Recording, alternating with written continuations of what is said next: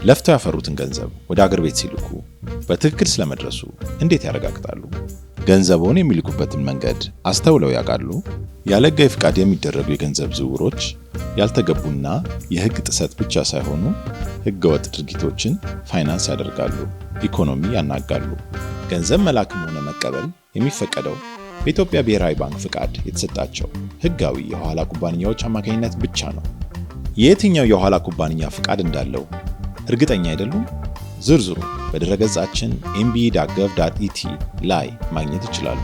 ሕጋዊ ፍቃድ ያላቸው የኋላ ኩባንያዎች ሲጠቀሙ ገንዘቡ ደህንነቱን ተጠብቆ በአስተማማኝነት ወዲያውኑ ይደርሳል። አጠራጣሪና ሕገወጥ ድርጊትን ካስተዋሉ በኮምፕሌንት ኦፊስ @mbe.gov.et ኢሜል ያድርጉን ወይም በ6230 ያሳውቁን። አስተውለው ይላኩ፣ ሕጋዊ መንገድን ይከተሉ፣ ገንዘቦንና ቤተሰቦን ይጠብቁ። ለበለጠ መረጃ በmbe.gov.et ይጎብኙን።